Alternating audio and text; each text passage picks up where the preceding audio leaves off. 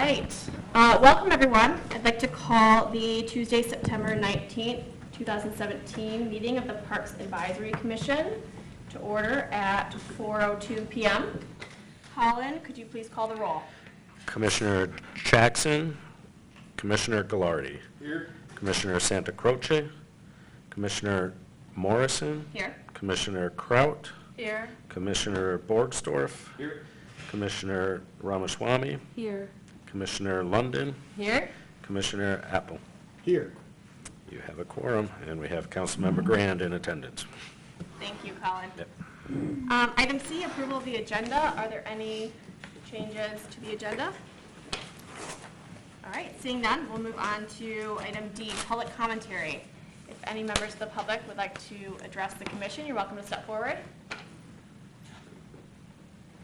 All right, seeing none, we'll move on to item E, approval of the minutes from July 18th, 2017. We did not meet in August, so is there a motion to approve?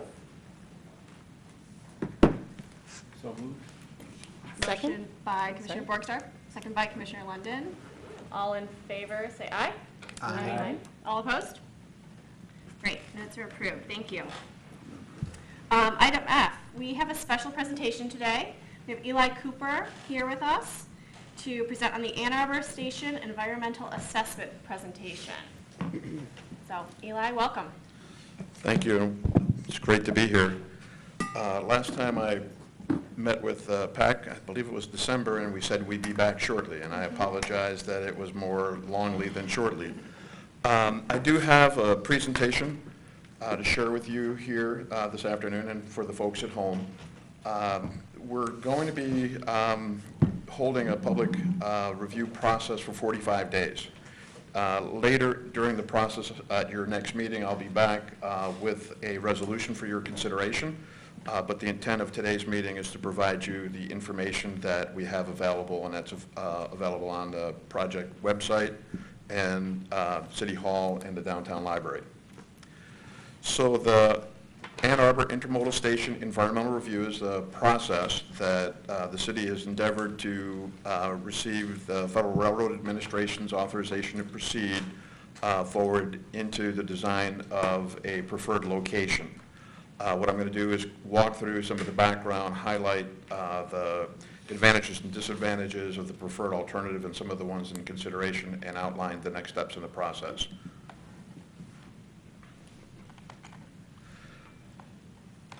So when I last spoke with PAC, we had completed the the alternatives analysis phase 2, and identified that at that time 4 alternatives were recommended to be carried through into the NEPA process.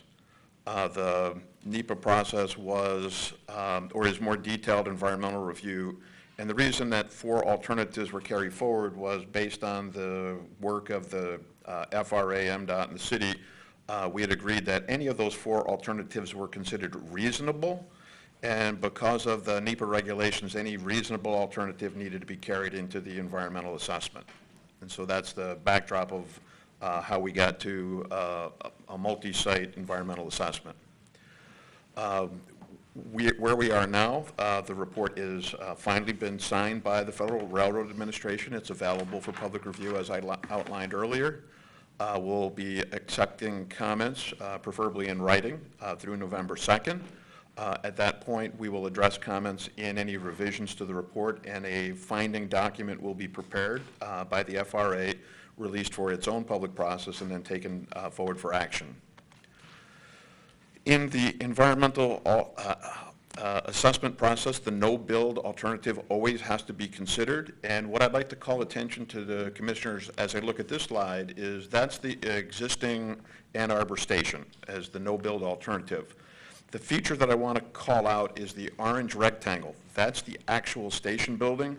There will be other images of other proposed alternatives, but in each alternative, the orange rectangle is the station building itself. On this one, the long-term parking is on the opposite side of the tracks from the orange rectangle, and that's parking. The next series of slides all have an intermodal facility, and those will be a blue rectangle. The no-build alternative has, this is presented in a context of what are the advantages and disadvantages of the alternatives. The no-build is a current station location, and there would be no investment, so it has no cost. Those are the key advantages of the no-build. The disadvantages clearly is it would be too small, it would continue to fail to meet ADA requirements, it has limited connectivity to other transportation and the like. So again, I'm doing this at a high level, so I'm going to stop there. You can read the rest of it. In addition to the no build, we looked at a series of alternatives as a preliminary part of the environmental assessment, but for reasons during the preliminary analysis, they failed. So there were alternatives 1A and B, which were on North Main Street, and those came forward as a result of citizen input. Question came up about whether we could do something to incentivize redevelopment of the North Main corridor. The footprint of the station would have acquired the majority of the land that's available for development, so it failed that test. Build alternatives 3B, C, and D were all at the Fuller Road site. Each of these alternatives were designed in a configuration that went outside east and west of the parking lot footprint, and for those reasons, they would have a negative effect on recreational lands, and as such, those were not carried forward. There were 4 alternatives carried forward. Again, the 3 on Depot Street, 2A, B, and C. I'll show you images of those, and the 1 on Fuller Road. The first one is build alternative 2A. Again, the orange rectangle is the station building. In this design, the station building itself is elevated above the tracks. That's an Amtrak preferred design such that any passenger has access to a loading platform on either side of the station. The large blue rectangle that you see north of the orange rectangle would be the intermodal or parking facility for this alternative. 2B, you can see that the orange rectangle has slid north, and it's just outside of the railroad system envelope. This would be a ground-based alternative. The reason that 2B was configured was there were those who felt early on 2A would be too expensive, and so what would it cost to place the station on the ground, and how could that be accommodated? Alternative 2C was to reuse the Michigan Central Depot, also known locally as the Gandy Dancer, and you can see the station is in the southeast quadrant, and the parking structure would be on the northwest quadrant. So what I'll do is, again, briefly touch on the advantages and disadvantages of all 3 of the Depot Street alternatives. The first advantage is that it's the right size. The area exists under any of the 2A, B, or C alternatives to develop a station of the right size to meet current and anticipated needs. The second advantage to all these is they can be designed in a manner that would be ADA compliant. Again, these are some of the shortcomings of the no-build alternative. And then the third is that they would support transit-oriented development in the lower town area to a stronger degree than the other alternatives.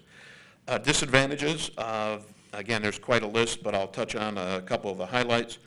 Property acquisition, so the lands that are necessary to accommodate the station program are not in public ownership.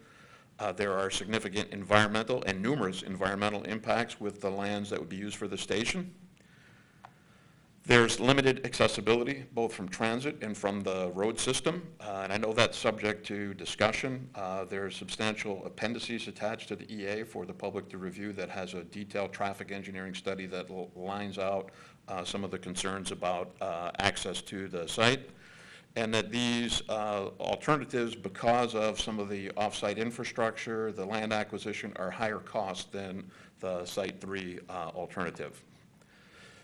Build alternative 3A, again, this is the Fuller Park site. As you can see, the orange rectangle, similar to 2A, is elevated above the railroad tracks, so it's actually, the station itself is an MDOT right-of-way. The blue rectangle is contained east and west to the area defined by the current surface parking lot, and as such, the properties for this project are totally in the public hands, so that's one of the advantages. It's also, if you will, the right size. It has limited environmental impacts, and when you look at the environmental features in terms of floodways and contaminated sites, they're very sparse at this location. The overall project, because of the type of design, has the smallest footprint, and as a result of the existing infrastructure in and around the site, it has the lowest cost necessary to deliver. Disadvantages, clearly there's been no secret that it does use a parking lot within the park, and that's subject to the 4F process, and we're in the process of that. That will be the resolution that I ask the PAC to consider at its next meeting. As we go through this, the owner with jurisdiction over the park, which would be the city council, would have to sign a letter to the FRA saying that they are in agreement that this is an acceptable use of this land. So the issue of the park and the use of the parking lot within the park is one that this process is intended to frame and allow us to have a discussion and move forward through it or past it. Temporary parking during construction came up, and we looked at that. You'll see mitigation, that we actually have a strategy now to address that. The preferred alternative, again, at this point, it's no secret that the Fuller site was identified for the reasons I had mentioned. It has stronger advantages, fewer disadvantages, publicly owned land and the like. And mentioned mitigation. So with regard to mitigation, the idea of having the smallest footprint of any of the alternatives, the Federal Railroad Administration looks at that as saying, okay, yes, that's a way to mitigate the impacts on the recreational resources. The integration with MDOT is another mitigation, that we're using the MDOT corridor to accommodate part of our project.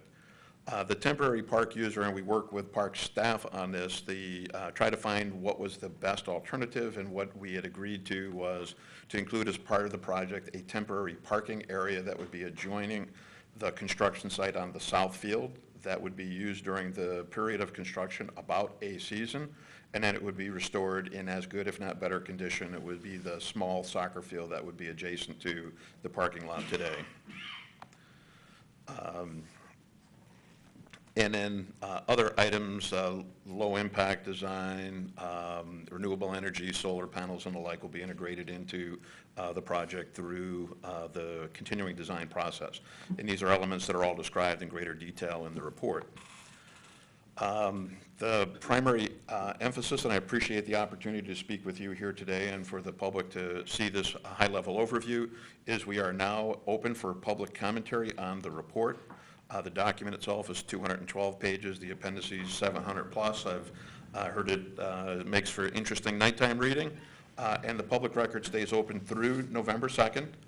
The address is either my email box, ecooper@a2gov.org, or to my attention at P.O. Box 8647.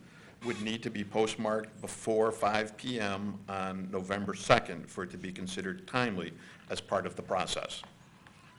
The next steps, we will respond to the comments as is required in the NEPA process by making any adjustments to the report with the Federal Railroad Administration. They will review the comments and any revisions and publish a finding. The likely finding or a potential finding is what's called a FONSI, or finding of no significant impact. That would be published to be subject to a 30-day review period, and upon completion of that review process, it could be signed, and that would be the environmental clearance document to move forward with a project at this location. In addition to the continuing development of the environmental clearance document, we do have a Newman Smith team arrayed to continue to develop the preliminary engineering design. So our original contract with the FRA and MDOT was for both environmental documentation and preliminary engineering. We initiated preliminary engineering at a certain point midsummer. We suspended the PE so we could focus on the public comment. So there's no work ongoing on the PE consulting front right now. And we'll go through the public comment process and make a decision at the beginning of November to reinitiate PE. That's the next steps, and if there are any questions, I'd be happy to answer them, and I look forward to being back next month. Okay, great, thank you. Do any commission members have questions? Bob? Thank you.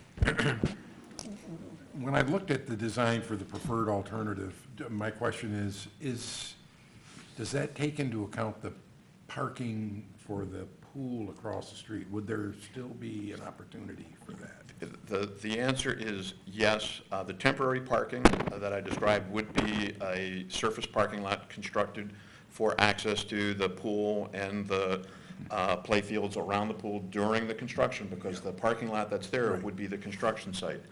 If you read through the program, there are 150 spaces reserved in the project for, and I'll use the word, accommodating the park users' interest. And that, again, is a number that we work closely with park staff to say, okay, how many parking spaces do you need that would be exclusively available during the times you would need them for park users, and they are in the project. Great, thank you. Could you go back to that slide of the proposed, the one that you're leaning towards? Is it 3A?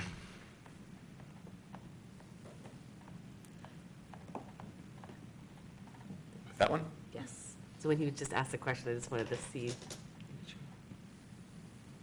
So this version will have the actual, the orange will be on the tracks, like the first option that you looked at?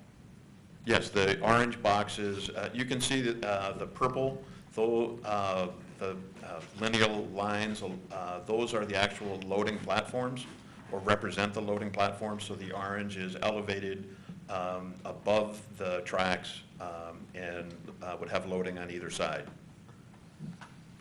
Other questions? Alan?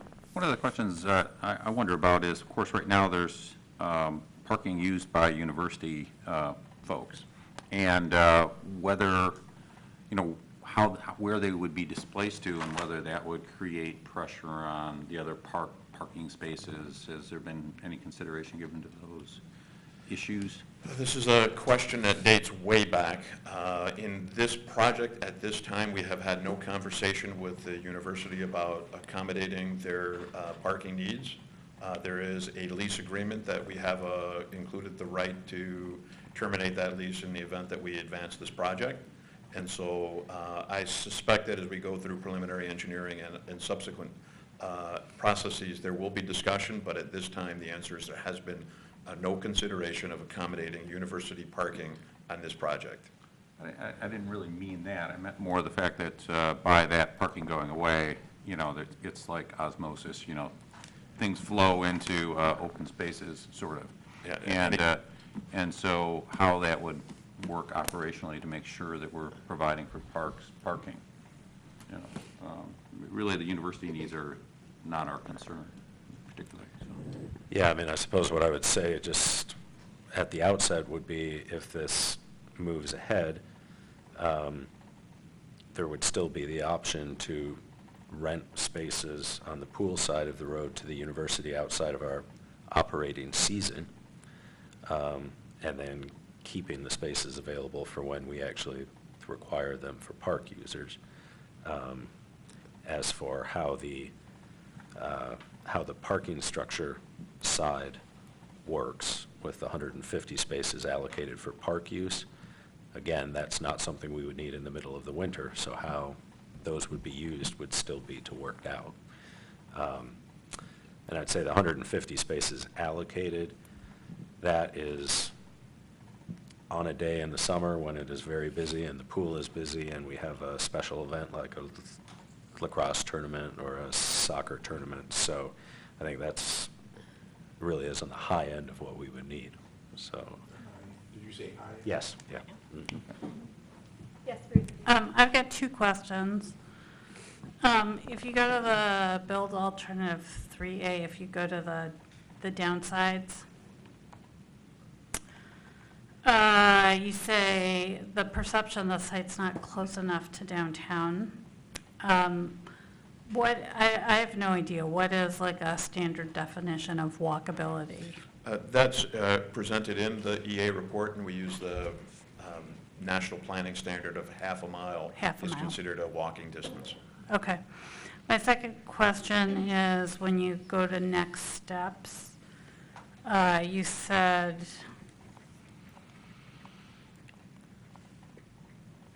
it's likely that there'd be a finding of no significant impact, and it sounds like this timeline is based on that. If it went the other way, what would the timeline look like? So the other way would be a finding that an environmental impact statement would be needed. I'm not prepared to anticipate that because that would be a substantial additional piece of work. An environmental impact statement is a level of detail and complexity that would require an entirely new contract in order to get the proper environmental specialist to the table. And so since that's not anticipated or has not been anticipated in consultation with the state DOT and the federal authorities dating back to our original grant application, again, I think with the FRA authorizing the release of this, and that indicates that the desired finding is the finding of no significant impact, and they've allowed for this to move to public comment. It is subject to discussion, but I believe it's still the appropriate level of analysis for the complexity of this project. So what would trigger that? Like, who decides? The- Like, do I get to decide? You get to The decide? Federal Railroad Administration's administrator is the decision maker or official with authority. This is all a federal Okay. process based on federal regulations. Just for people watching, just to clarify, this proposal will be the Ann Arbor train station, and we'll close the one on Plymouth Road or off Plymouth Road? Or that will be in addition to? This would replace the existing Ann Arbor station. And is there any thought on what that's going to happen to that space? Is it? There has been some preliminary discussion with Amtrak as it relates to what their process is for property disposition, and that was at a very preliminary level several years ago. And by the virtue of this item moving forward, if you will, over the next 3 to 6 months, that does not assure that funding is available for construction. So this is not it's an imminent decision or determination as to whether we maintain eligibility or have newfound eligibility for federal resources. But there still is an exercise we'll need to go through in securing the appropriate funding to build the project. Oh, thank you. And I don't know, I'm obviously fairly new to PAC, so this is just from what I've read, and maybe it's really more for Colin. But I understand this would be precedent setting to take land out of parkland. Did I remember that right? And could you talk about that? Yeah, so I think in short, the concern all along from Park's perspective has been the use of parkland for something other than what is park. The land is actually zoned PL, and PL has a number of different things that can fall under it, including parkland, and it can also include a transportation facility, I think. For example, the parking structures in the downtown or PL. Yeah. But certainly a concern that has been raised is repurposing this land for something other than park space. Could that be precedent setting for other park locations? Because it hasn't been done before here in our city. Our city's been around for a long time. I would say that I'm not aware of it in the time that I've been doing this, which is about 10 years. Okay. But I can't say. I would offer that the existing parking lot, which is a transportation use within the park, was not always there, that there was an agreement for preservation of a certain natural resource feature in the community for the right for that. So the land remains within the park unit, and it serves a transportation purpose. So I think there is precedent for that, and that's just one that I can point to. There are likely others, but I'm not familiar with those. I defer back to park staff. I mean, I think the reality is the space that's being proposed here is fully contained within the existing parking lot. layout. So the use does not substantially change in this scenario, but what is important for PAC, and I think really goes back to what Eli said at the outset, is he'll be back in a month to actually present a resolution, and within that resolution, it's important, it's essential that the Park Advisory Commission point out things that are important to protect from the park's perspective as we move on. Yes, Alan? There was, I thought, a ballot referendum, is that the word, relating to the use of parks. Now, obviously, this stays within, does this stay within, how is that relevant? What are the restrictions that apply for this particular situation? So I think we can answer this perhaps together, but the sale of parkland requires a ballot question, and that goes through a long process, which would go to PAC, which would go to the Planning Commission, remove land from the master plan, have the master plan updated by City Council, and then City Council would consider if they wanted to put it on a ballot or not, and if they did, then it would go to the ballot. So the actual sale of parkland is a very lengthy undertaking. So, but the repurposing since, now, so under this scenario, the city still owns it, but designating its use for at least a period of time, you know, because nothing's forever, right? So, I guess I would be curious if you have anything to add to that. No, that would be, it's my understanding in terms of the city charter provisions that there is no transfer of the property or facility. It will remain in city ownership and management, and as such, that's not triggered. Now, for the construction of the train station itself, is that subject to a vote? Well, that's a separate question, which is when City Council authorized accepting the grant funding from the FRA, there was a commitment to the citizens that before the project would advance past final design, that it would be placed to a vote of the people. And the issue of why are we doing what we're doing if it's going to be put to a vote of the people, is we need to be able to define a project so that the public would have some understanding of what they're being asked to vote upon. At this point, you know, we're still, all these years later, we still don't have an identified and approved site.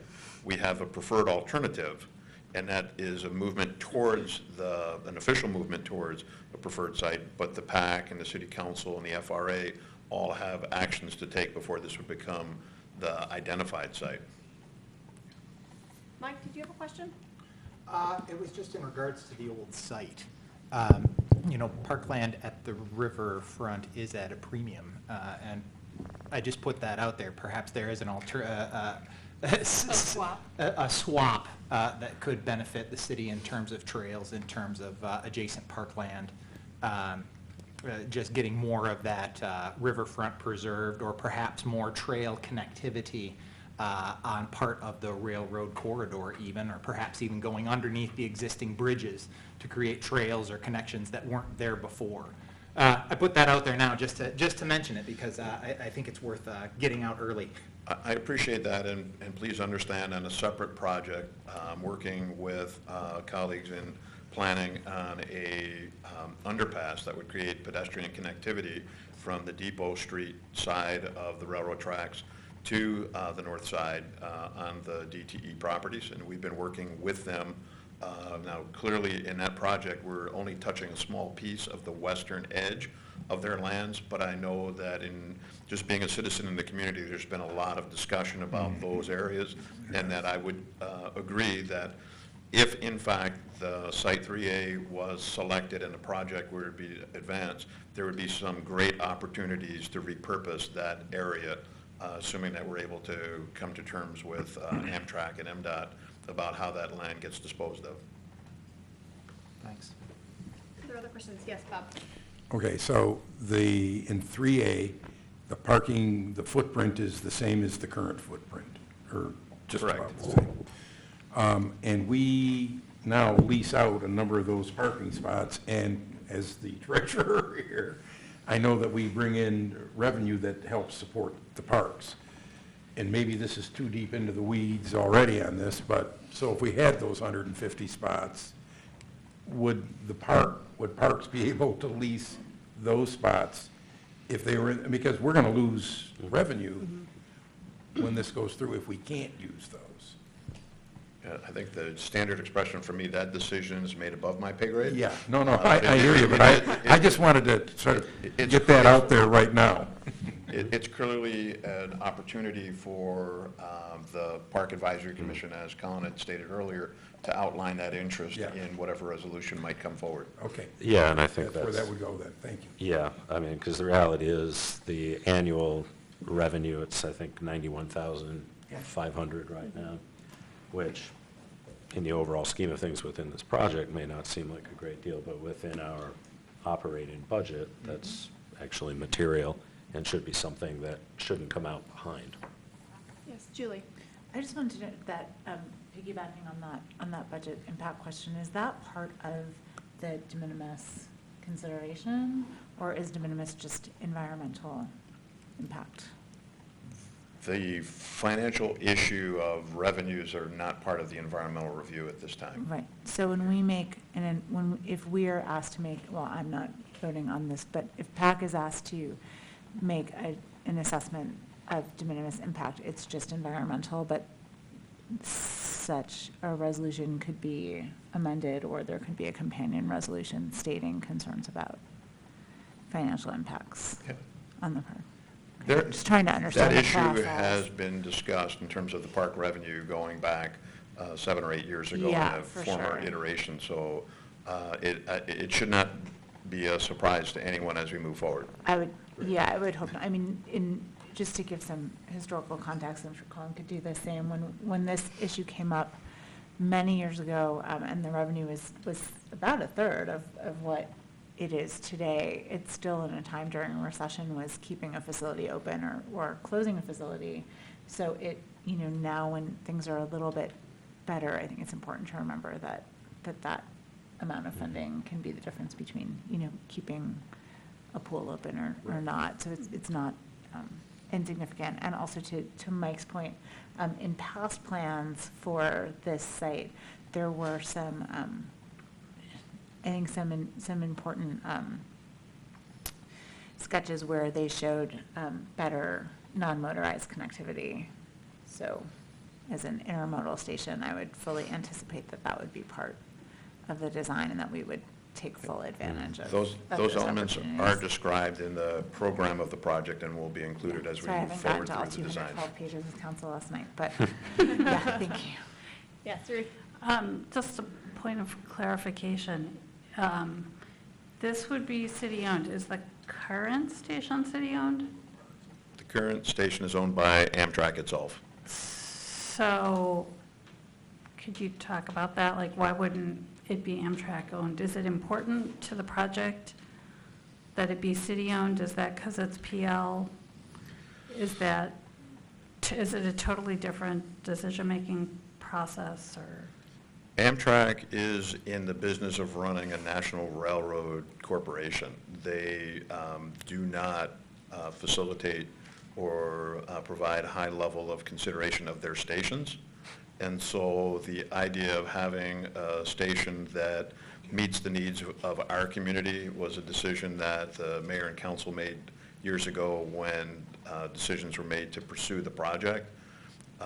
The example that I could use is Dearborn Station. That's a city-owned project. And Amtrak, like I said, they have their annual financial issue with Congress and trying to keep the system operating. And they look at stations, and this is a paraphrase, something that I've heard from Amtrak officials, more as a nuisance than as an element or amenity. In Ann Arbor, we look at our station as a gateway and something that deserves a proper consideration, and that's why I believe part of the reason why the city council years ago said that this is something that is important enough for us to pursue. Thanks. Thank you. Yes. Stuart? Is there any estimation of the construction timetable for these various alternatives? Not at this time. I've been bad enough in estimating when I get to this stage. I'm not going any day past November 2nd at this point. Understood. have they, sorry, piggyback on that, but just from beginning of construction to end of construction, whenever that might be, they haven't provided any sort of prediction about that?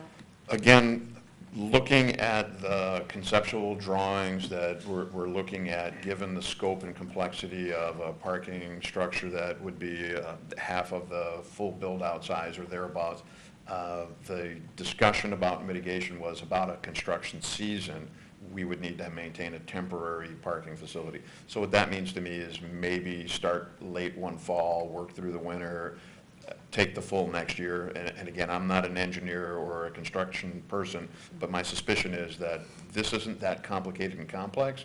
It is large, but that it is not going to be a multi-year, 3-4 year construction phase. It'll be about a year or so. Thanks. Any other questions? Thank you for coming today, and we look forward to seeing you next month as well. Thank you. Thanks. Thank you. All right, moving on to new business, item G1. We have Connie Pulsfer with us today to give us an update on the Allen Creek Greenway and what's now being called the tree line. So, welcome, Connie.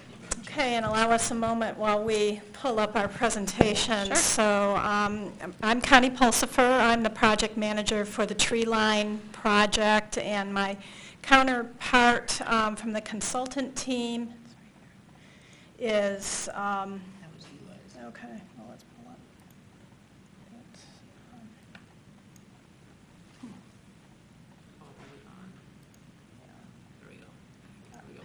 Okay. And my counterpart from our consultant team is Oliver Kiley from Smith Group, JJR, and thank you for having us here to talk about where we're at in the project and where we're going next. So it's just view. Full screen. There we go. Magic. Okay, so the Tree Line Allen Creek Urban Trail, we're going to give you a bit of an overview. This is a content-rich presentation, so we're going to go through parts of this fairly quickly in the interest of time. There's a lot of content here if you wish to go back and look at some of this in more detail.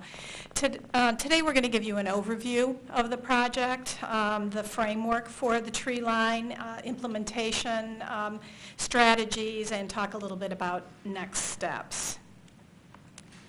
So this idea of an urban trail that roughly follows the floor of the Allen Creek floodplain and the alignment of the Watco Ann Arbor Railroad has been talked about for decades in this community. There have been lots of past studies and reports.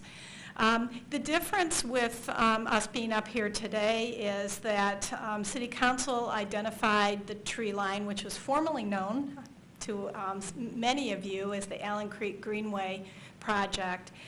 City Council identified this as a priority project in 2016, recognizing that there were inadequate non-motorized connections from the Huron River through the heart of downtown and down to University of Michigan's athletic campus.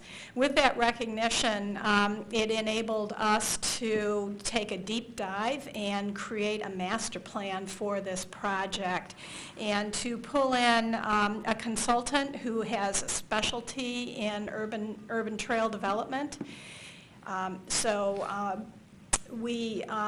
We took a deep dive on this project. We went into a lot of detail, and the objective for this master plan was to identify a feasible approach for the future development of the tree line, so to understand its technical feasibility from many different perspectives.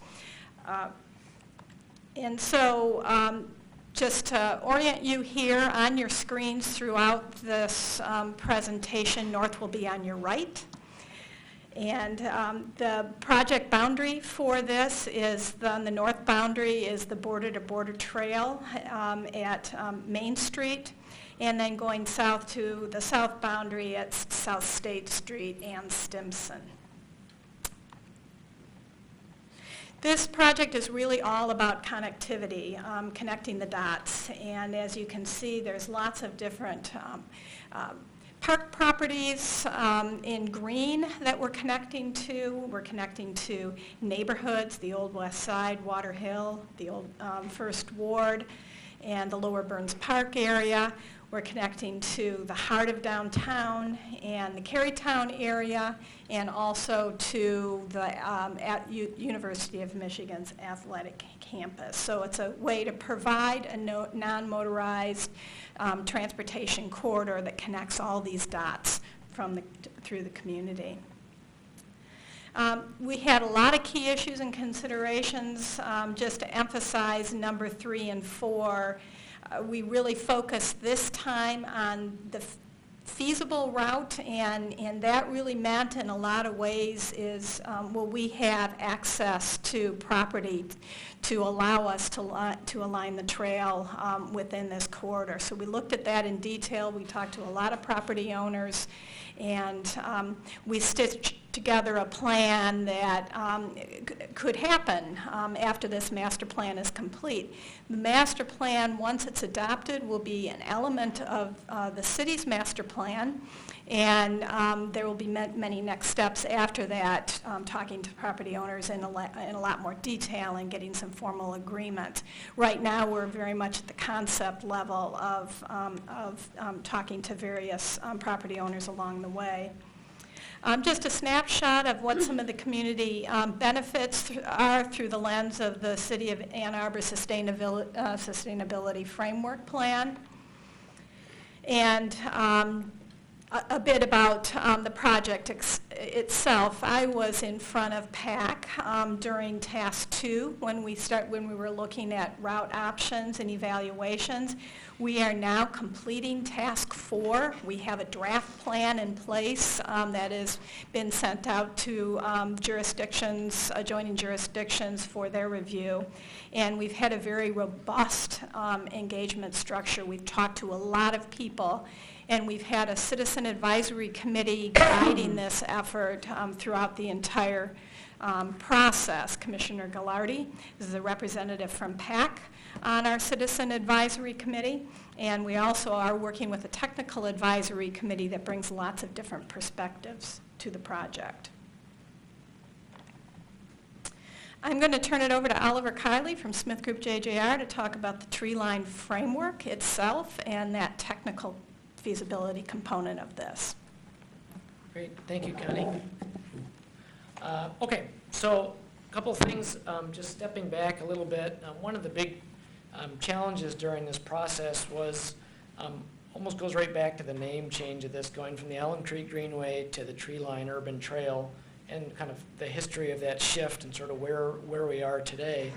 Why are we calling this an urban trail? For one thing, I think it's trying to respect and respond to the urban context that's here. So the alignment of this trail and the preferred route, this goes through a very complicated urban environment. As Connie mentioned, there's lots of property owners, there's lots of infrastructure, there's streets, there's lots of different considerations that need to be taken into account on that.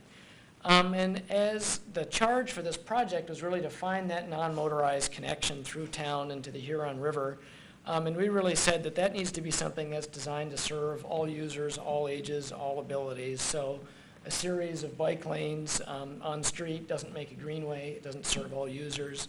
So what is that piece? We need to really focus on the trail aspect of this and thinking about how we can make this an urban trail. There's a few examples of some more recent urban trails from other communities on the screen there, and those have both been very successful. So as we mentioned, one of the key takeaways from our stakeholder group advisory committee was recognizing that we really want to be off-street as much as possible, that for this to be a signature amenity for the community and to provide a unique and different experience, if we can get people off the street and create a more continuous connection through town, that would be really terrific.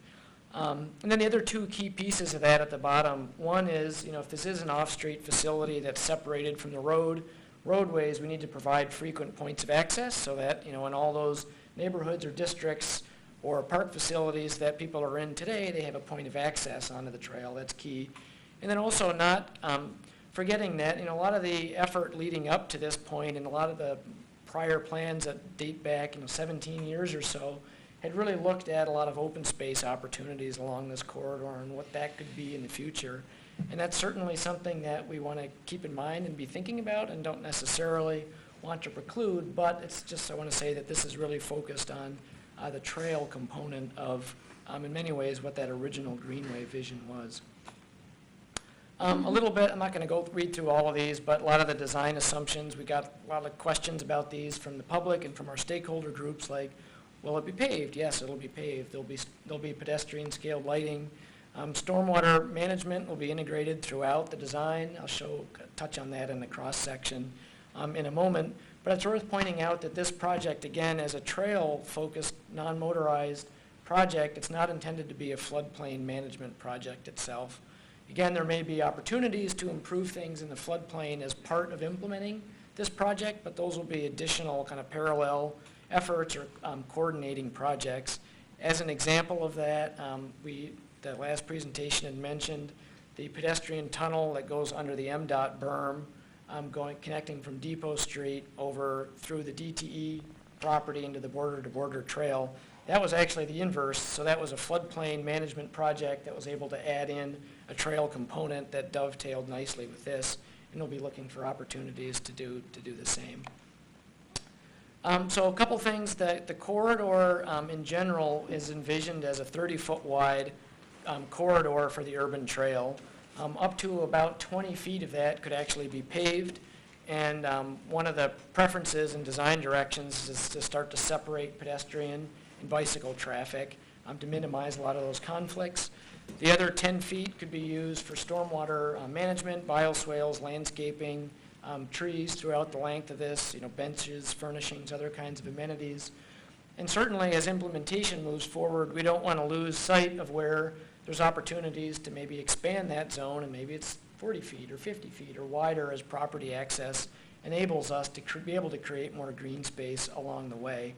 One other note on the stormwater management, our assumption is that this would be designed to meet the city's green street policy, which would require managing certain levels of stormwater management or stormwater runoff generated by new impervious surfaces. So there's a variety of techniques that we're considering to address that.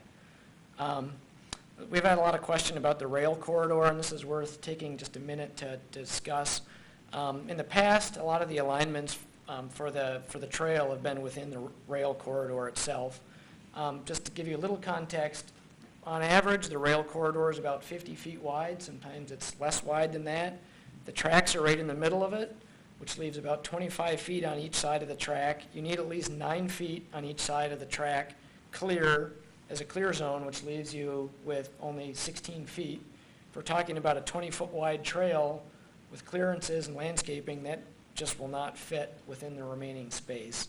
So in order to get something that's at the amenity level that we think would make this really successful, that's one of many factors that's pushing us out of the rail corridor and starting to say, should we be looking at other alignments that take advantage of other opportunities?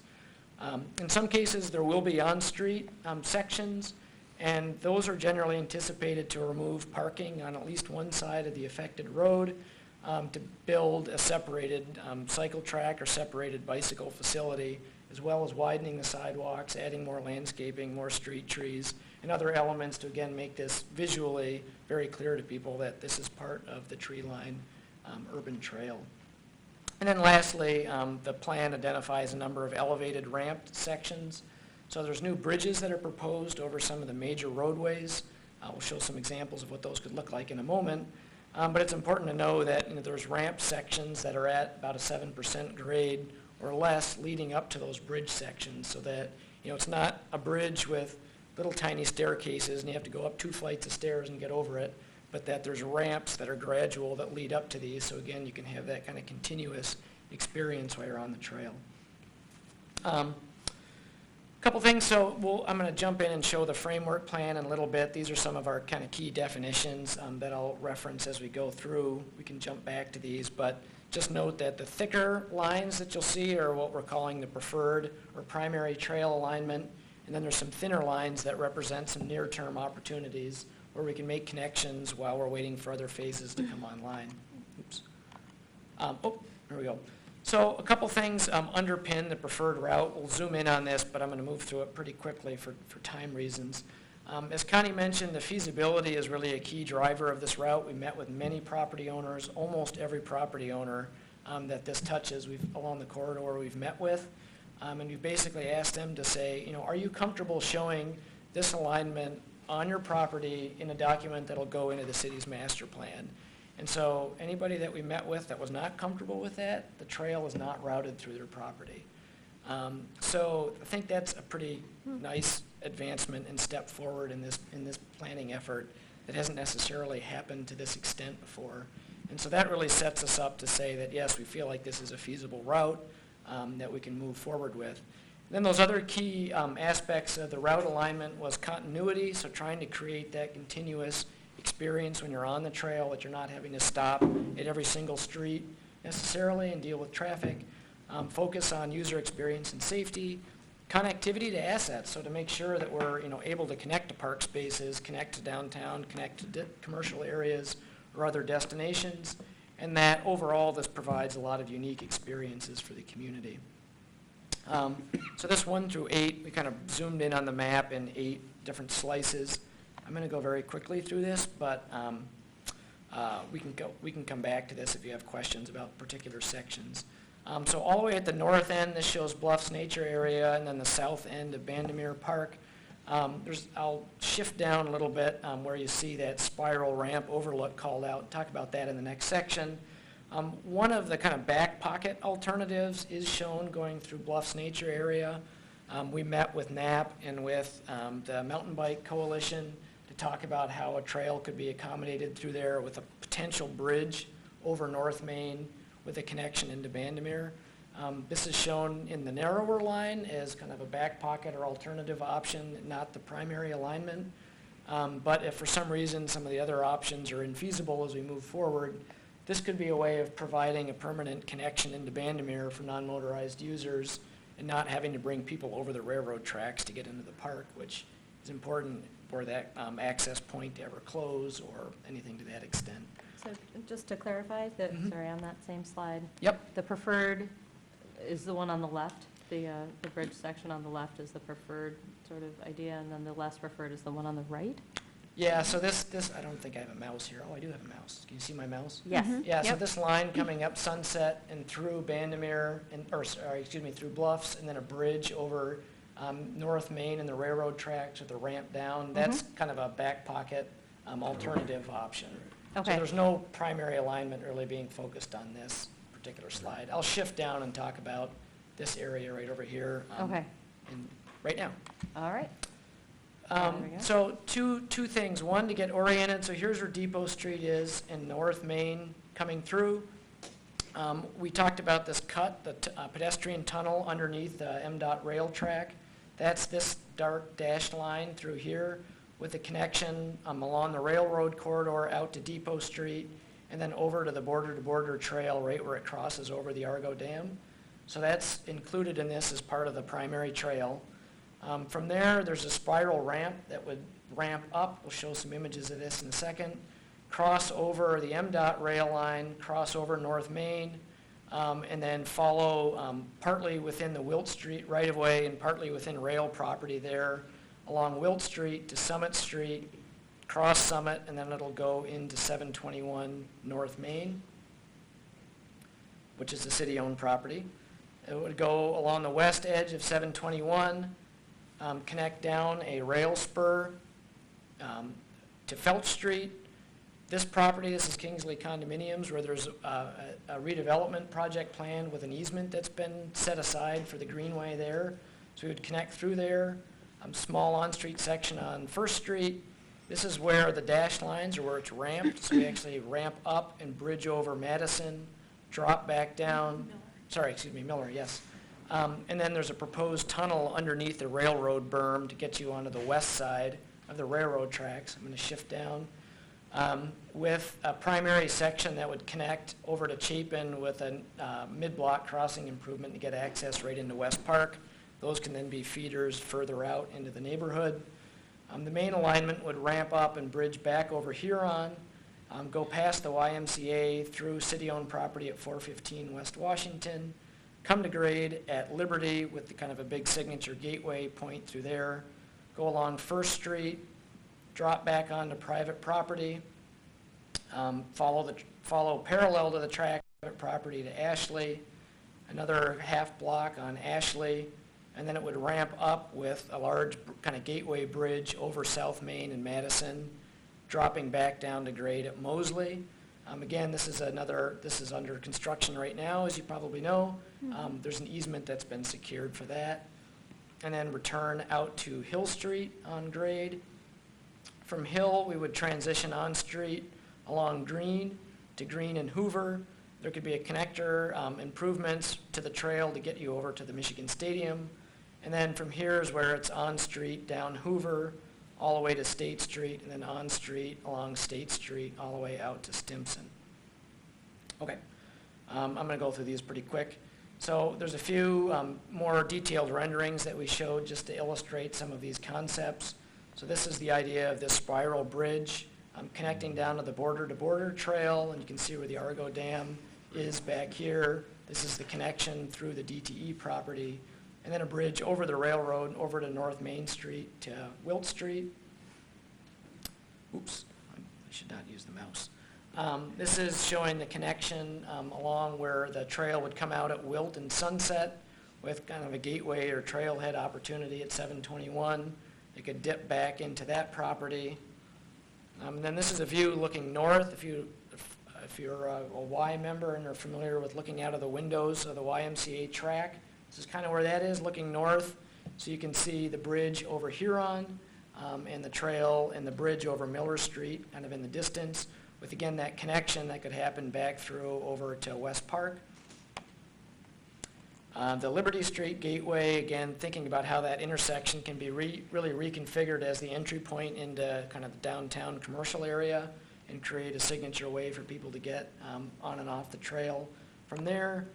And then lastly, a bridge down at South Main and Madison, something that could get people over that rather tight and challenging intersection. Okay, just a few more minutes, a few more slides. So one of the big questions, of course, in all of this is the implementation side of it. So how is this envisioned as moving forward? The key thing to note is that the Treeline Conservancy, which was the Allen Creek Greenway Conservancy, really sees itself as playing the key role as the partner and manager and operator of this trail. If you're familiar with the Detroit Riverwalk and the Detroit Riverfront Conservancy, that's another example where a public-private partnership was set up with a conservancy to help fundraise, generate capital, and do all the maintenance and operations of it. So we're envisioning something very similar here. And the Treeline Conservancy is working with staff at the cities to start to develop a business plan for how they will do this. This will describe both their governance structure, how the Conservancy will operate, what those agreements will be. It's putting together a financial plan for how the Conservancy will raise capital and raise funding, both for implementation and construction, but also for long-term maintenance and operating costs. There's a very large menu of funding that they're looking at this time. I'm not going to go into this. This is a lot of the maintenance needs and activities. And then looking lastly at that implementation strategy. So how will this be phased and built out over time? You know, those next steps are circling back with property owners as implementation moves forward. Those arrangements and deals still need to be made with property owners, so that'll be an ongoing conversation as implementation moves forward. And then a lot of the rebranding of this project as the Treeline is already the start of that marketing and branding strategy and starting to raise awareness and support for the project. I mentioned phasing. Really, we're focused on this north zone, which would go from the Argo Dam, Argo Riverfront area, south to William Street and First Street. A lot of that property is either rail, publicly owned already, or on-street segments. There's a few private property owners along there, many who we've met with and are supportive of the project. And so the other important piece of that is from a funding standpoint, as we look at securing transportation or non-motorized funding, being able to make that connection to the border-to-border trail right away is pretty important for being able to get funding and get a project moving forward. So we've started to look at how that whole length of the project can be broken up into a number of specific project areas, and those can be implemented ideally from the north moving south, and we can use some of those near-term strategies to make linkages and connections while we wait for other parts of this project to come on. And so then just the last piece to touch on is the overall kind of project cost. You've probably seen the $55 million number in MLive articles and elsewhere.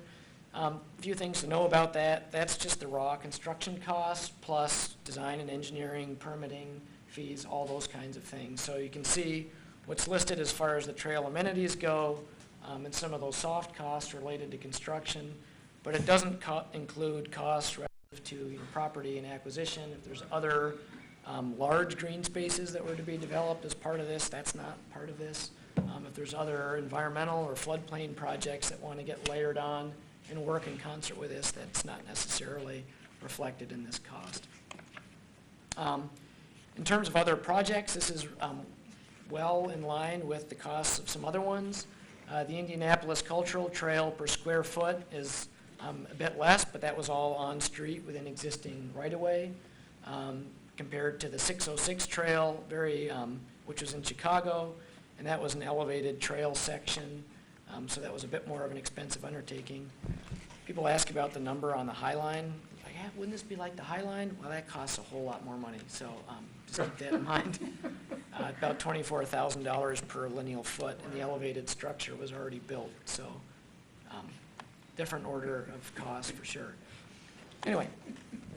So in terms of next steps, we just held our last Citizen Advisory Committee last week, and coming up on October 4th in City, right here in Council Chambers from 6:30 to 8:30 p.m., we have a community-wide meeting so we can present the preferred plan. We have a tentative approval process timeline whereby we'll be meeting with Planning Commission for their public hearing on November 8th, and if they take action that is positive in terms of incorporating the plan into the city's master plan, it will then move on to City Planning Commission, which is tentatively scheduled for December 18th. Or City Council, yes, on December 18th. And so it's, as I mentioned, the draft plan is available for you to view and is also being reviewed as we speak by adjoining jurisdictions. All right. Thank you both. We welcome any questions you Yes, might does anyone have. have questions?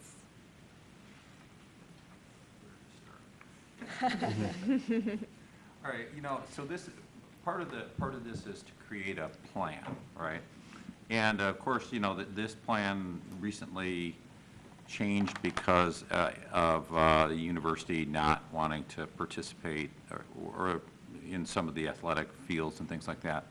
Now, of course, we don't control that and, and the like, but from a planning perspective, can a plan contain an alternate? Because the university may change its mind as this happens. And private property owners who are on board right now could sell their property and change their property. So it may well be that we would have a preferred route that is not necessarily attainable or whatever, but that would be part of the plan. Yep, you've got that absolutely right. So built into the master plan is language that states if something, other opportunities arise that would be beneficial to the alignment, we can pursue those other opportunities. So there may be better options on private property, or the university may choose to be a partner with this. It would not have to go back to City Council for amendment because it's built into, that flexibility is built into the master plan framework. Other questions? Mike? Perhaps more of a comment, but it's in the same spirit. As far as the North Main section is concerned, it seems like that bridge it's not going to be cheap. And we're also discussing the potential for a connection that doesn't even exist. and that gives us the opportunity to be able to see as a community how we connect with that space with a new opening that wasn't there before. I'm also concerned somewhat about the waterfront is more and more popular all the time, and we've made some big changes there in recent years that I think the public is still getting used to.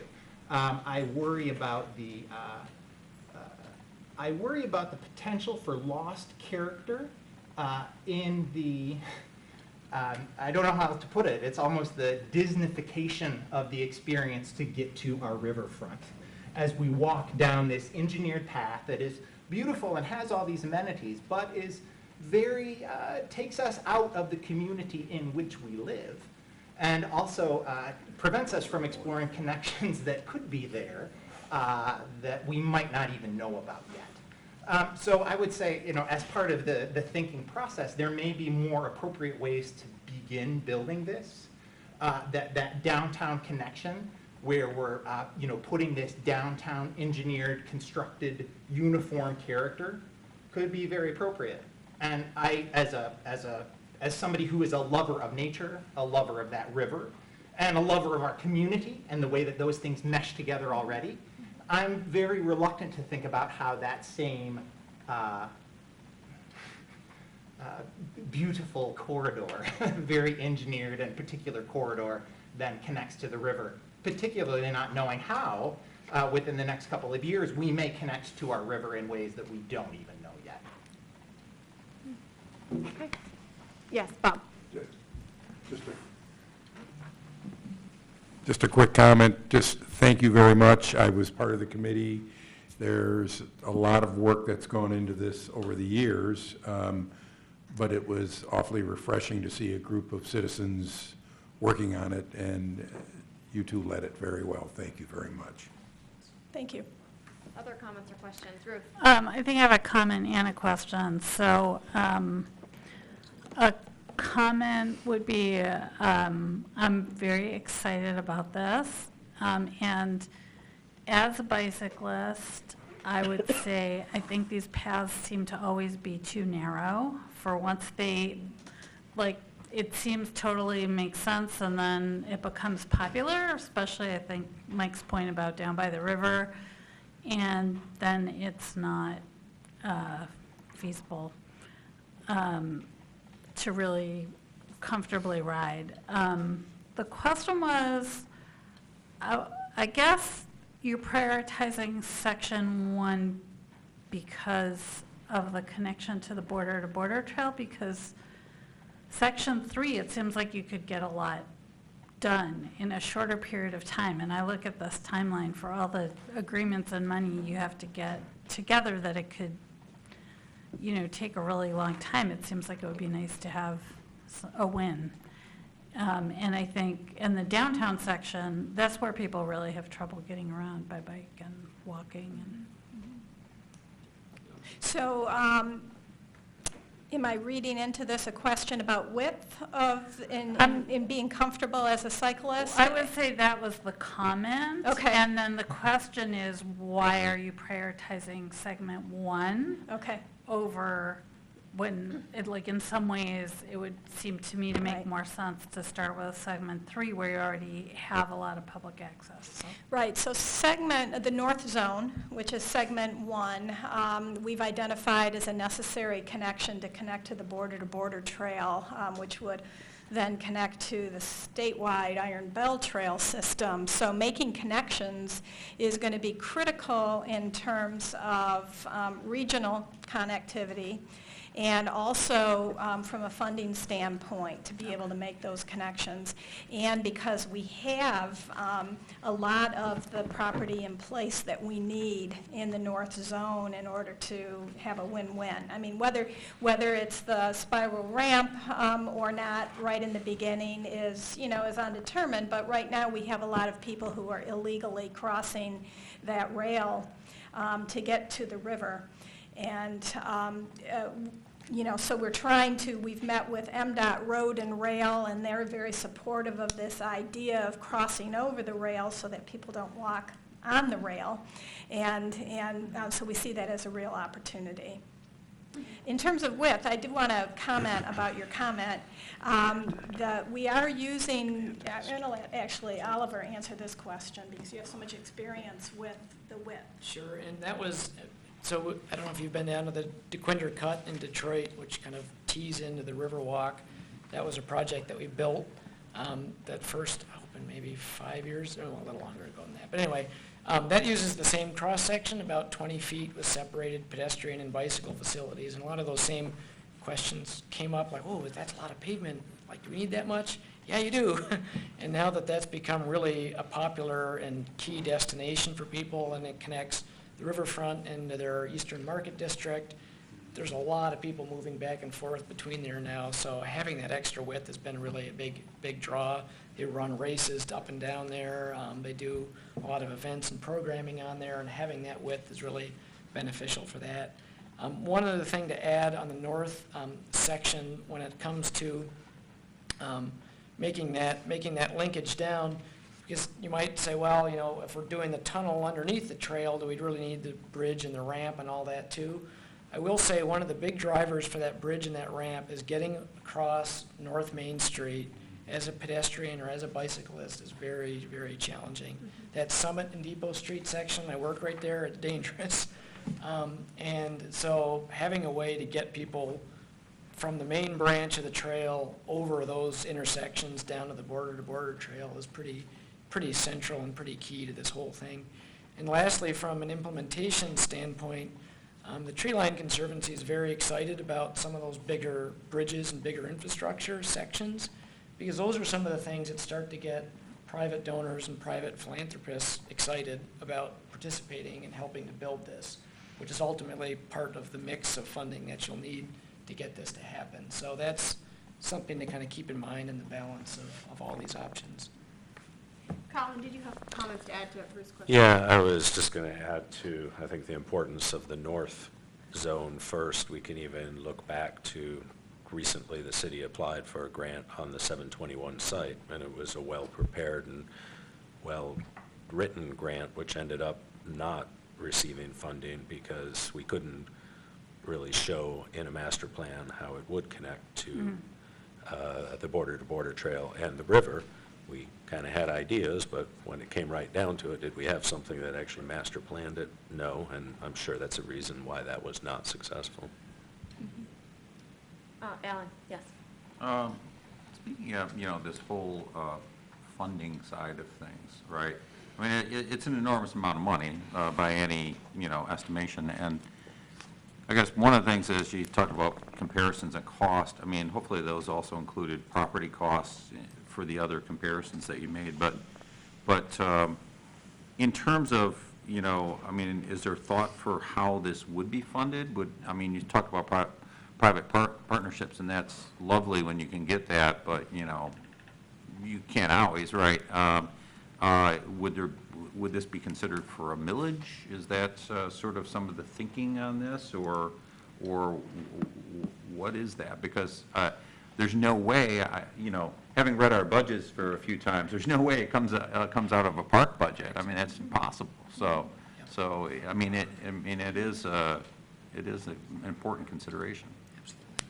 So in our benchmarking research that we did, and in Smith Group JJR's knowledge of the Detroit Riverfront Conservancy in Detroit, most of the successful trails that have been built have this conservancy or nonprofit component, actually raising funds to get private interest in development, operations, and maintenance of the trail. And so the Tree Line Conservancy has been a partner throughout this entire process, but that's just one mechanism. It's going to be a complete toolbox of options that we need to consider, including grants, both state and federal grants, and private public partnerships to help pay for this. And if we can start in the end and make the north end and make a connection to the border trail through some sort of federally funded or state funded grant, that may be the impetus we need to get private dollars appropriated for this to, and, you know, honestly, it's going to be done over time, phased over time. It's not going to be done all at once. It's going to be done in chunks, and as interest grows, we hope that the funding, the pot of funding also grows. Yes, Mike? Did you guys have the final location on where that tunnel will go? Is this its spot now? Well, it's conceptually shown in our plan where the project is currently being designed right now, engineered right now. So yes, there is a location. Okay. So there are actually two tunnels. One is the flood relief tunnel, which is on the western side, and the eastern side is the pedestrian tunnel.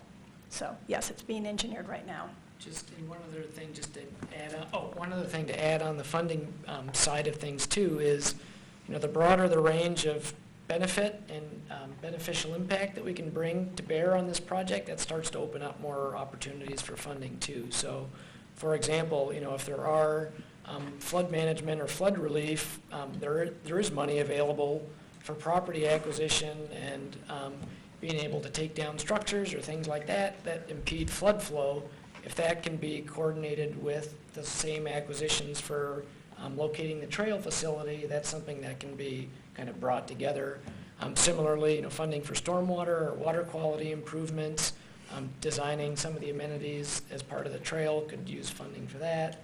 So we want to keep our eyes open for that broad range of how we can bring money to bear on this.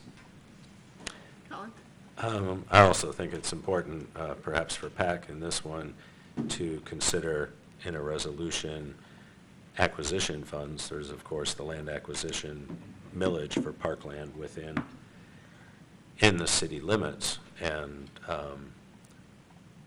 how maybe applications for properties along the tree line would be evaluated, and other types of implications as it relates to the budget would certainly be if there were lands that were acquired using the land acquisition millage, as a result, they become parkland by definition. And if that is then the case, who has the responsibility of the maintenance of those sites? So it could be something that we would want to consider if the Conservancy were to pay for the maintenance of them. So I think those are things we need to look at from the Parks Department standpoint on kind of a long range. Can I also quickly mention something that wasn't mentioned at the beginning of this presentation, that also in your packet was a resolution, which basically has two whereases for your consideration. I understand probably at a future meeting, but it's to recommend that Planning Commission and City Council initiate the process to adopt the plan and to show your support. Yes. So given the time and the amount of information we've been given to digest, I would like to suggest that we actually move the resolutions in our packet to our meeting next month so that we can all review this, digest all this wonderful information that Connie and Oliver have provided to us, and then we can revisit the resolution in October and have a vote on it. Is there any objections to that? No objection. Okay. All right, Connie and Oliver, thank you so much for coming today. Thank you for the opportunity. Yeah. Thank you.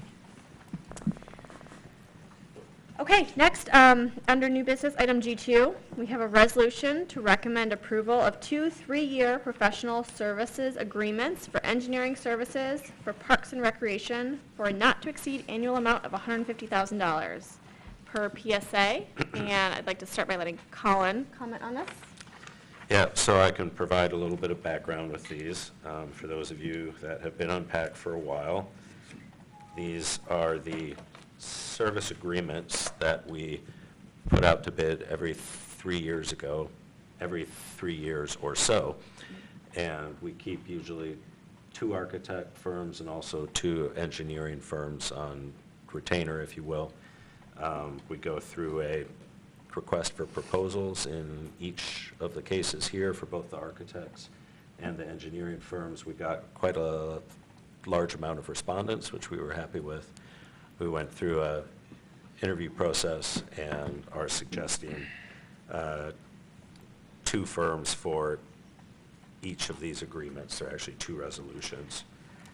And it allows work really to be expedited by having these firms on retainer instead of having to add a step to go out to hire somebody to do a design every time we have a project. We have them on board, and it allows us to get things through a lot quicker in a shorter construction season.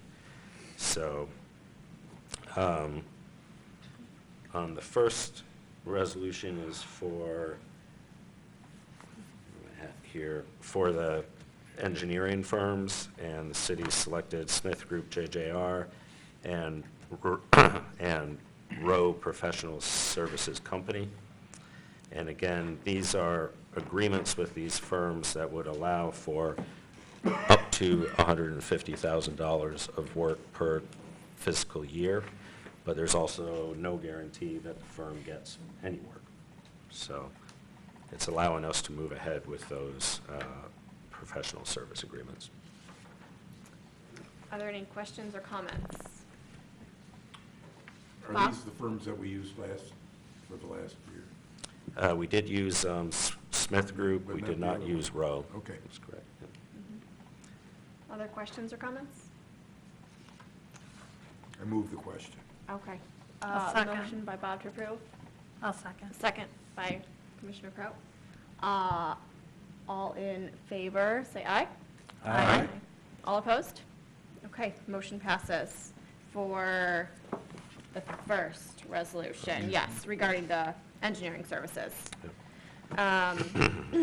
Next, I'll just read the title Sure. of the next one. Okay, so similar to what Colin just discussed, next resolution is resolution to recommend approval of 2 3-year professional services agreements for architectural services for Parks and Recreation for a not-to-exceed annual amount of $150,000 per PSA. And so in this case, we identified Mitchell and Moet, whom we have worked with and are working with presently to continue, and also Kohler Architects, which is a firm that we had on last time for the first time. Any comments or questions on this resolution? Yes. Are there any projects that we would recognize that these firms are working on, any parks projects that these architects? The very next one that we'll be talking about, the Bryant Community Center Edition, is actually Mitchell and Moet. Thank you. Any other questions or comments? Or is there a motion? So move. Motion to approve by Commissioner Glardy. Second. Second by Commissioner London. All in favor, say aye. Aye. All opposed? Okay, resolution passes. Thank you. Next, item G4, resolution to recommend approval of a contract with Cross Renovations, Inc. to construct an addition at Bryant Community Center. And I believe we have Hillary Hansel and John Moet here to give us some information about this. Yes. I just have some handouts you can pass these along. These were also attachments in the packet received. So, hi everyone, I'm Hillary Hansel. I'm the new park planner with the city, and this is John Moet, principal with Mitchell and Moet Architecture. And so we're just going to talk about the Bryant Community Center addition. And this includes both an addition as well as renovations to the 2 existing buildings and site work. And so, this project will really help to continue allowing the Community Action Network, or CAN, to expand their programs and continue to serve the community. And this project includes, additional programming space, includes, these renovations that allow for upgrades to electrical and mechanical services in the buildings, reconfiguring rooms to better use the space, and also provide better distribution of food for their programming needs. This project was started several years ago when an adjacent residence was purchased specifically for the purpose of expanding CAN's program. This building has kind of turned into a teen center, and so this project will actually work to combine and connect these 2 separate buildings. It'll provide renovations to each of the existing structures, and also improve accessibility on the site as well. So this project, the lowest bidder was Cross Renovations. Their bid still came in slightly over budget, so we've been working with Mitchell and Moet and Cross Renovations as well as CAN to identify ways that they could reduce costs and bring the project down to budget. So these modifications include adjustments to the foundation, the walls, site design, and the HVAC system. And all of these things still allow for the programmatic goals to proceed, but have allowed us to save costs and bring it into budget. So John may be able to provide some additional detail if you have any questions. Okay, thank you. Yeah, does anyone have any questions or comments? Yes, Colin?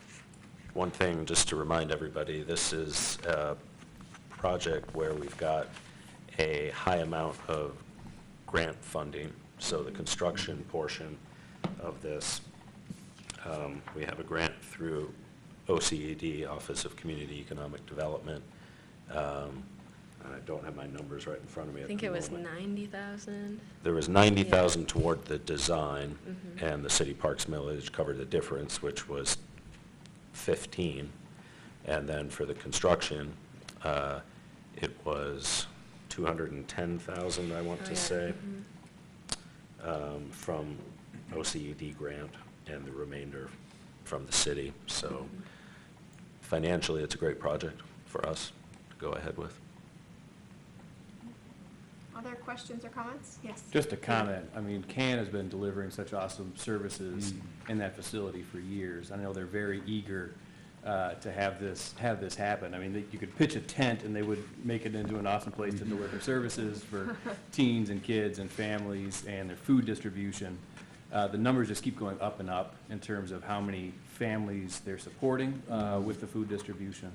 And so it's going to have a very positive impact if this gets approved ultimately. Yeah, great comment. Any other questions or comments? Alan?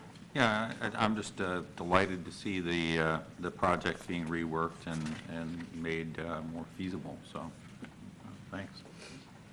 Thanks. Any other comments or questions, or is there a motion to approve the resolution? So moved? Moved by Commissioner Jackson, Second. seconded by Commissioner Kraut. All in favor, say aye. Aye. All opposed? Great, resolution passes. Thank you both for coming. Thank you. Yeah. Moving on, item H, there's no unfinished business. Item I, there's no commission proposed business. So item J, Colin, report from Parks and Recreation Manager. Yeah, I just have a handful of updates that I wanted to share. We had on Sunday was the Rotary grand opening for the Universal Access Playground, which was a highly attended event and really went off extremely well. Everybody will remember this has been kind of a labor of love. It's taken 4.5 to 5 years to go from kind of idea to reality, and it was very well received. So to staff that worked on it, thank you, and to the Park Advisory Commission for kind of approving the resolutions and allowing us to keep on this track. It was very well worth it, so thank you for that. And I also wanted to just give a little update. We'll have the numbers probably next month, but we kept the Fuller Park pool open for 2 additional weeks this year. That was received very, very positively. We've gotten just a tremendous amount of good feedback on that. It was really lovely to see that facility being used, frankly, at a time of year when in the past it hasn't been. So we will have a look at the numbers too, but in terms of the feedback, it was really positive. And to go away from the pool, if you want to go ice skating, you can do so now at Veterans Ice Arena. You go from one to the next very quickly. Okay, I'll go there later. Okay. Yeah, and then I just had one thought. I know that Commissioner Kraut, I think, asked a question when we were speaking about the Fuller structure, It was kind of a question of are there examples of other parkland where there's been something non-park on it? And, you know, as I go back and think about it, there is, of course, the university parking on that space. But what I think is important is that its primary purpose is to provide parking for park uses. And then at times when it's not needed for that purpose, rather than have it sit there unused, we actually use it as a landlord. And there's one other example of that I can think of is actually the farmer's market, which is a farmer's market Wednesday and Saturday and is an artisan market on Sunday. It is park and park land, but on those on the other days of the week when it is not performing in that capability, it is a parking lot for the DDA. And is another example of when, again, the primary purpose, we would never allow people to park there on the days when these things are occurring, but on the days when they're not, it's a use of space that otherwise would either sit empty or would be used at no cost. So that's everything. Thanks, Colin. Any questions? Yes, Commissioner Fripp. Well, I thought the playground event was a great success. I got home and my husband said to me, so are they adding more handicap parking spots if it's universal access? So I just... Yeah, so we actually just restriped the parking lot last week, and it's got, I want to say, 6 spots. I'm looking at Hillary, she's giving me a thumbs up for that. And that's also something that we can continue to evaluate. If there's kind of necessity for more, then that can be restriped to accommodate that. The important thing, too, with the parking lot there is it has a nice kind of wide radius for turning, so it can accommodate buses and school groups that perhaps would come out for this, or any groups that happen to be. Anything else? Yes. I have to mention this, and that is that during the presentation, the people from the Rotary talked about all of the projects they had considered for their 100 years, their centennial project, and then mentioned that as they were looking at it, Colin showed up and said, well, here's another project that you could consider. And now it's here. So, Colin, thank you. Thank you. You're here. Yes. Thank you. All right. Thank you. Moving on to item K, report from Parks and Recreation Advisory Commission. Commissioner Kraut, do you have any updates for us? We're having our first, we don't meet in the summer, we're having our first meeting tonight, so stay tuned. Okay.